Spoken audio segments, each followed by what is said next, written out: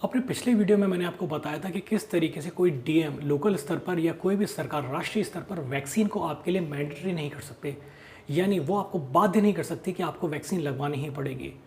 तो इस तरीके का जो खबर पिछली बार आई थी उसे 10 घंटे के अंदर ही इस तरीके के फैसलों को वापस ले लिया गया है। यानी कई कलेक्टर तो ऐसे थे जिन्होंने ये तक घोषित कर दिया था कि अगर आप वैक्सीन नहीं लगवाएंगे तो आपको यानी कुछ सरकारी कर्मचारियों को उनको अगले माह का वेतन तक नहीं मिलेगा। अगर वो वेतन निकलवाना चाहते हैं अपना तो उन्हें अपने वैक्सीन का सर्टिफिकेट देना पड़ेगा। यानी ये एक तरीके से तुगलकी फरमान उन्होंने निकाल दिया था। हालांकि इसको बहुत ही जल्दी वापस ले लिया गया। तो एक चीज़ ध्यान रखिए, कोई भी व्यक्ति या कोई भी सरकार आपको दबाव डाल के वैक्सीन नहीं लगा सकती। इस बात को ध्यान रखिएगा, जैसा कि मैंने आपको पिछले वीडियो में बताया था। लेकिन अब फिलहाल वैक्सीन को लेकर मेरे मन में कुछ सवाल हैं जो मैं आपके सामने रखना चाहता हूँ। अगर आपको ठीक लगते हैं तो सपोर्ट करिएगा, अगर आपको नहीं ठीक लगते हैं तो कमेंट बॉक्स में जाके बताइएगा कि गलती कहाँ है। अगर वैक्सीन लगाई जा रही है और ये कहा जा रहा है कि वैक्सीन लगवाने के बाद आप पूर्ण तरह सुरक्षित हैं, तो अभी अभी ताज़ा जो आंकड़े आए हैं उसके अनुसार जो यूके है, यूके में दोबारा से कोरोना फैलना शुरू हो गया है।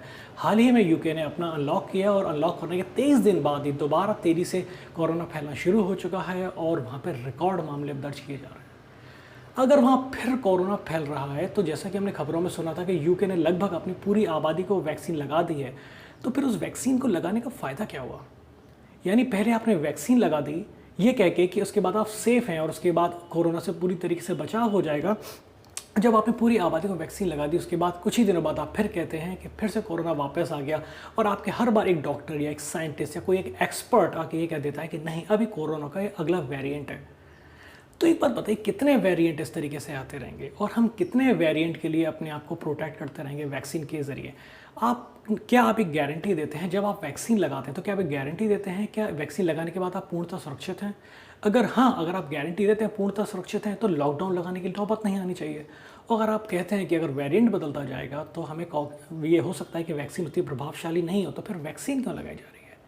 मतलब ये दोनों चीज़ें आपस में एक द्वंद जैसा उत्पन्न कर रही है कि जो समझना काफ़ी मुश्किल है कि एक तरफ वैक्सीन भी लगाई जा रही है, दूसरी तरफ कोरोना भी वापस आता जा रहा है और जब भी कोरोना वापस आ रहा है अपने पहले से ज़्यादा ताकत में लौट के आ रहा है और हर बार उसे नया वेरिएंट नाम दे दिया जाता है। जनता को सिर्फ एक लाइन कह के बहला दिया जाता है कि नया वेरिएंट आ गया और अगर उससे ज़्यादा मौतें होने लगे तो कह दिया जाता है कि ये वेरिएंट पहले से ज़्यादा खतरनाक है। कम मौतें आए तो कहा जाता है कि कोरोना वीक पड़ गया है और उसका वेरिएंट कम खतरनाक है। तो इस गफलत में ये जनता कब तक जिएगी? कब तक लोग अपना बिजनेस बंद करके रखेंगे? कब तक लोग इस डर में ही जीते रहेंगे कि अब कौन सा नया वेरिएंट आने वाला है जो हमें काम करने से रोक देगा? तो सरकार ज़रा इस चीज़ को मतलब क्लियर करे, फिर चाहे यूके की हो या फिर भारत की हो। चूँकि हम भारत में रहते हैं तो जाहिर सी बात है हमें भारत की सरकार से मतलब होगा। लेकिन एक बात जानना ज़रूरी है कि भारत में जो भी हम कोविशील्ड नाम की वैक्सीन लगा रहे हैं, कोविशील्ड और यूके में लगने वाली एस्ट्राजेनेका ये सेम वैक्सीन ही है। अगर यूके में लगने वाली एस्ट्राजेनेका लगने के बाद भी वहाँ पे कोरोना वापस आ रहा है तो क्या गारंटी कि हमारे इंडिया में वापस नहीं आएगा? और क्या अगर इसके दुष्प्रभाव अगर आगे नज़र आते हैं तो क्या सरकार हमसे ये कह देगी कि ये किसी वैक्सीन के दुष्प्रभाव नहीं हैं, ये जो नया वेरिएंट आया है वो उससे ज़्यादा खतरनाक है और ये उसके सिम्टम्स हैं? तो ये सारी चीज़ें क्लियर होना बहुत ज़रूरी है, क्योंकि हम जो भारत की जनता है पिछले 1 साल से ज़्यादा से हम लोग सिर्फ एक कन्फ्यूजन की ज़िंदगी जी रहे हैं। हमें यही नहीं मालूम कि रियलिटी क्या है।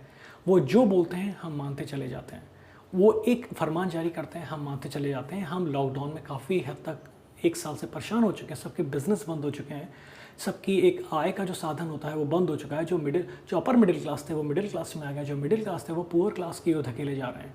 तो एक जो फाइनेंशियल पोलराइजेशन है ये बहुत शक्तिशाली तरीके से हो रहा है।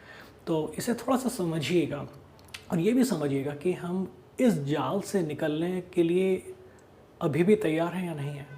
मुझे लग रहा है ये एक लूप होल बन चुका है कि पहले कोरोना आया, फिर उसकी वैक्सीन निकली, फिर वैक्सीन के दुष्प्रभाव आए, फिर उसके जो दुष्प्रभाव आए उसे कह दिया गया कि कोरोना का नया वेरिएंट है जो ज़्यादा नुकसानदायक है।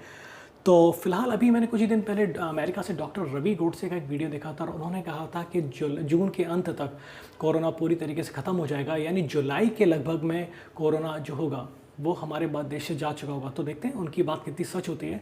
लेकिन अगर ये चीज़ें बार बार रिपीट होती हैं तो ज़रा इसे गंभीरता से सोचिएगा। और मैं कुछ आंकड़ों पर नज़र रखे हुआ हूँ और अपने आगे आने वाली वीडियोस में मैं कुछ चीज़ों को और खुल के सामने रखूँगा।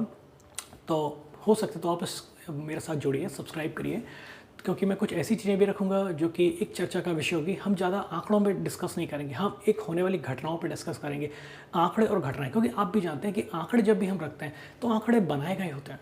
सरकार या तो उन्हें बनाती है या हमारा मीडिया बनाता है, और हमारे मीडिया के बारे में हम जानते हैं दुनिया में 142वें नंबर पे है। तो हम उनके आंकड़ों पर हम कितना यकीन कर सकते हैं, या सरकारें आंकड़े कितनी ईमानदारी से पेश करती हैं। तो हम होने वाली घटनाओं का विशेष तौर पे आकलन करेंगे और हम समझेंगे उन चीज़ों से कि सही आंकड़े क्या होंगे और सच्चाई क्या है, और हमारे सामने जो रखा जा रहा है उन दोनों चीज़ों में कितना फ़र्क है। तो चलिए मिलते हैं नेक्स्ट वीडियो में।